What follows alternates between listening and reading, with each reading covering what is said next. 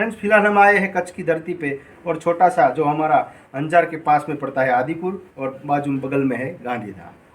आज मैं ऐसी बात करने जा रहा हूँ, ऐसे बच्चे से मिलवाने जा रहा हूँ और एक हमारे माजी से मिलवाने जा रहा हूँ जो प्रतिभा संपन्न है और जो स्किल होती है, प्रतिभा होती है और कैसे आगे बढ़ती है उसका मैं आपको रूबरू करवाता हूँ। तो हमारी नानू माँ है, उनसे भी आपको मिलवाऊंगा। और जो हमारा करण है, छोटा सा बच्चा है, पढ़ाई में आगे है, प्रतिभा संपन्न भाई है, तो हम उनके परिवार और फैमिली से मिलते हैं और हम बात करते हैं। तो चलो फ्रेंड, मेरे साथ उन परिवार से मिलते हैं। फिलहाल एक कुछ मायने नहीं रखता है, फिर भी शॉल का कोई कीमत नहीं होता है, लेकिन कीमत तब बढ़ता है किसके गले में जाती है। तो हमारा बच्चा करण जो हमारे साथ खड़ा है, तो मैं तहे दिल से उनका हार्दिक स्वागत करता हूँ। बेटा चलो बेटा, चलो बेस्ट ऑफ लक। हाँ दर्शक मित्रों, मैंने जैसे आपको बताया हमारी नानू माँ हमारे साथ है। उनसे बात करते हैं, उनका जीवन क्या दिनचर्या रहती है, क्या काम करते हैं। नमस्ते नानू माँ, कैसे हो? ठीक है बेटा। अच्छा अच्छा, कितना साल हुआ है आपको? 80। अच्छा, क्या काम करते हैं फिलहाल? मालिश। किसका? छोटे बच्चे को मालिश करती है, बड़े को मालिश करती है, औरत को। अच्छा अच्छा, छोटे बच्चे को मालिश करते हो। हाँ नानू माँ, और क्या कर लेते हो आप? और लड़कियां होती है ना शादी वाली, हाँ जी, पीठी लगाती हूँ। बराबर। और साई मेथी है, उसके आथाना बनाती हूँ। अच्छा, मिर्ची का अचार। हाँ, मिर्ची का अचार। आपका स्वास्थ्य कैसा रहता है? अच्छा, तबीयत बरोबर है ना? 1 नंबर। खाना चलता है, खाना पीना? हाँ, खाना पीना। कसरत करते हो? कसरत करती हूँ। टहलने जाते हो? हाँ, 5 मीटर चलती हूँ। अच्छा अच्छा अच्छा। दर्शक मित्रों, ये थे हमारे प्यारे नानू माँ। मैंने पहले भी आपको जिक्र किया है मेरी चैनल में कि मैंने 18 साल का बूढ़ा भी देखा है और 80 साल का यानी कि 80 साल का जुआ भी देखा है। फिलहाल हमारे सामने नानू माँ एग्जाम्पल है जो 80 साल के होते हुए भी 500 मीटर चलते हैं, खाना पका लेते और मालिश बच्चों के करते हैं। शादी में जो पीठी का रस्म होता है, हल्दी का रस्म होता है, वो भी अच्छे से निभाते हैं। तो ये थे हमारे नानू माँ। उनके बगल में बाजू में बैठे हैं हमारे गोविंद भाई, राधा बहन, करण और अवनी, ये पूरा फैमिली है। मैंने जैसे आपको बताया कि प्रतिभा होती है वो हमारे जीन्स में, खून में संस्कार रहते हैं। तो फिलहाल हमारे साथ है गोविंद भाई, और गोविंद भाई से और राधा बहन से बात करेंगे। और एक करण जो हमारा बच्चा है, बहुत होशियार, टैलेंटेड, उसका IQ लेवल बहुत हाई है। नमस्ते गोविंद भाई और राधा बहन। नमस्ते। अच्छा, एक करण के बारे में कुछ हमको बताइए ताकि दर्शक मित्रों को मालूम पड़े। करण के बारे में बताना चाहूँ तो वो 1 साल का था, तभी मुझे तो वर्ल्ड का मैप देखने में और वर्ल्ड घूमने में बहुत दिलचस्पी थी। इसके लिए मैंने अपने रूम में मैप लगाया, क्योंकि मैं उसको बार बार देखूं तो ना जो है वो बना रहे। यस। और ऐसे ही फिर करण 1 साल का था, बेड पे सोया हुआ था, तो मैंने अपना मैप में पहले ही उनको अपना भारत बताया। तो बताया ये अपना भारत है।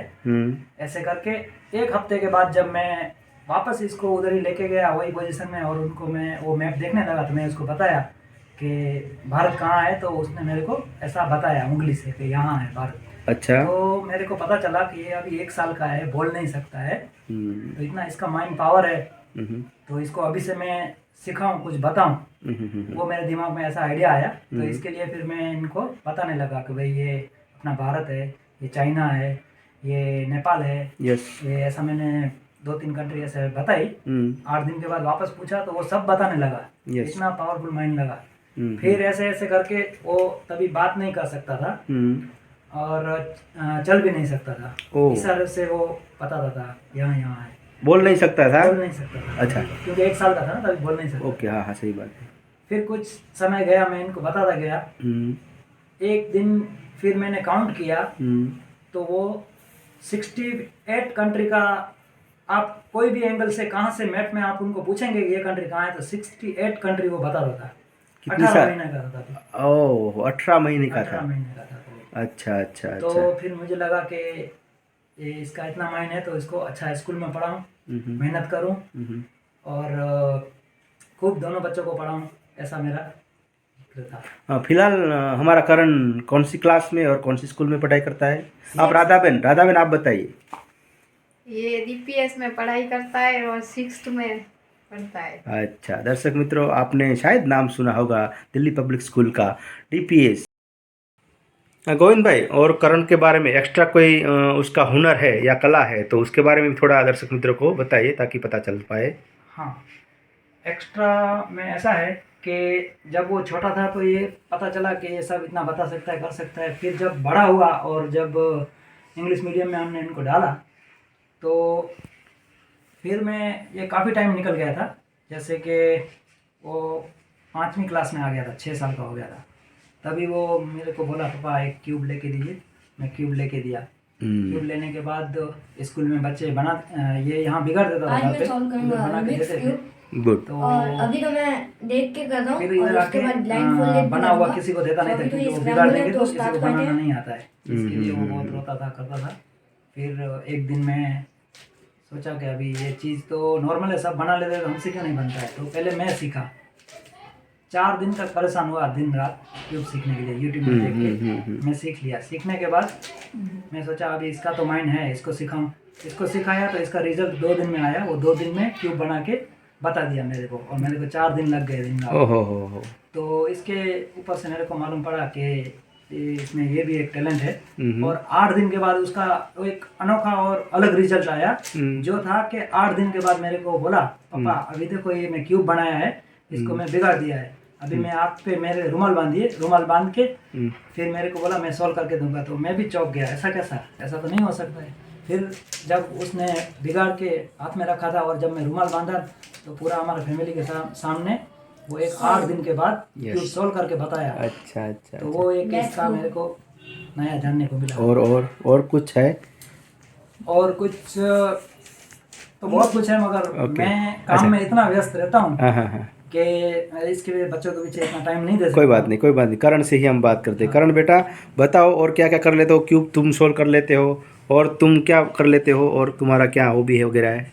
और जब मैं 3rd में आया था तब से ही मतलब कि म्यूज़िक एक मेरा आर्ट बन गया था। अच्छा। तब से सोचा ये चीज़ ट्राई करते हैं, भले ना हो। फिर स्कूल में गया, सर ने बोला ये सब होता है। फिर चूज़ किया गिटार, बजाया और ऐसे करके सीख लिया। फिर कुछ महीनों बाद गिटार खरीदा बराबर। और गिटार खरीदने के बाद प्रैक्टिस की और 2-3 साल बाद रिजल्ट। अच्छा, सीख गए हो। हाँ फ्रेंड्स, तो हमारा जो करण है वो हमें गिटार प्ले करके दिखाएगा, छोटी सी धुन। करण बजा के दिखाओ दर्शक मित्रों को।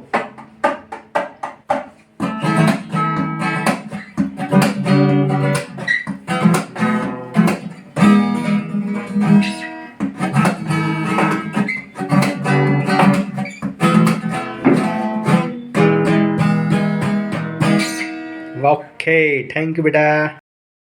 हाँ बेटा करण, और क्या कर लेते हो? तुमने बताया कि गिटार अच्छे से बजा लेता हूँ, तो इसके अलावा और क्या एक्टिविटी कर लेते हो? और मैं स्पोर्ट्स में स्केटिंग भी, मतलब कि 2nd में था तब से मैं स्केटिंग भी कर रहा था।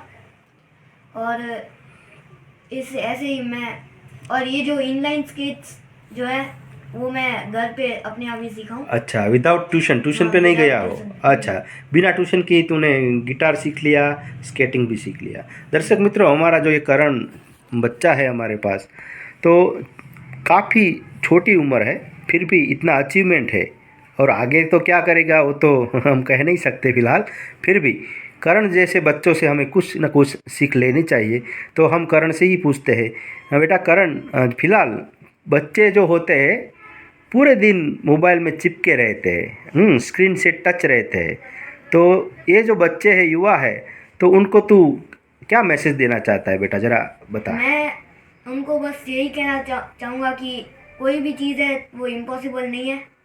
और कोई चीज़ अगर आपको करनी हो तो ये भी सोचो कि दूसरे कर पा रहे हैं तो हम क्यों नहीं कर पा रहे। Yes yes yes. और ये जो गिटार वगैरह है, ये सब ये गिटार तो झूठ नहीं बोलूँगा, सारा कुछ यूट्यूब से ही सीखा है। अच्छा। और मैं यही कहना चाहूँगा कि आप ट्यूशन्स के बिना कोई भी चीज़ के, ऐसा नहीं है ज़रूरी स्टडीज़ के। 2nd थिंग, मैं एज मिडिल क्लास फैमिली से बिलोंग करता हूँ, और फिर भी मैं ये सब करता हूँ, तो रिच फैमिली तो कर ही सकती है। और मेरी मम्मी हाउसवाइफ है हाँ। और पापा मजदूरी करते हैं हाँ। और ऐसे ही लिमिटेड इक्विपमेंट में यस, नॉर्मली कर सकते हैं। कर अच्छा। सकते हैं। हाँ बेटा करण, और आगे क्या करना चाहते हो और तुम्हारा ड्रीम्स क्या है वो बताओ। और ये सब तो प्रोफेशन है मेरा। वैसे मेरा ड्रीम पहले से ही बिजनेसमैन बनने का है। हाँ फ्रेंड्स, ये था हमारा करण, लेकिन मैंने पहले ही बताया सब पूरा फैमिली प्रतिभा से भरपूर है। उनकी बहन हमारे पास बैठी हुई है अवनी, तो अवनी से हम बात करेंगे, उनकी राय लेंगे, उनके विचारों जानने की कोशिश करेंगे। बेटा अवनी, तू दर्शक मित्रों को अपनी बातें बता, पढ़ाई की और तेरा शौक़ क्या है और पापा से क्या क्या बातें हुई थी। हाँ, तो मैं अभी 11th क्लास में हूँ और साइंस कर रही हूँ। और अगले साल ही मैंने 10th की एग्ज़ाम दी थी और विदाउट ट्यूशन। और मैंने अपना गोल रखा था कि मैं 75% लेकर आऊँगी, मतलब कि खुद से ही मेहनत करके। और मैंने पापा को भी बोला था कि 75% आ जाएंगे। पापा ने मुझे बोला था कि अगर तुम्हें ट्यूशन, कोचिंग या कुछ भी ऐसा ज़रूर लगता हो तो मुझे बताना। बट मैंने कहा नहीं, मैं ना मतलब अपने बलबूते पे ही कर लूँगी सब। तो जैसा मैंने बोला था मैंने वैसा ही करके बताया और मैंने ट्यूशन के बिना भी घर पे ही पढ़ाई करके 75% मार्क्स मैं लेकर आई। और अभी मैं 11th साइंस कर रही हूँ और उसमें भी मैंने ट्यूशन नहीं रखा है, खुद से ही मेहनत कर रही हूँ और आगे मुझे सॉफ्टवेयर इंजीनियर बनना है। गुड गुड, ये थी हमारी अवनी बहन, करण की बहन थी। मित्रों, आपने देखा कि अवनी का जो जज्बा है उनको हम सो सलाम करते, जैसा बताया था अपने पापा को वैसा ही करके दिखाया। तो यही बर्निंग डिज़ायर हमारे दिल में जब आएगी तब हम कुछ ना कुछ कर पाएंगे।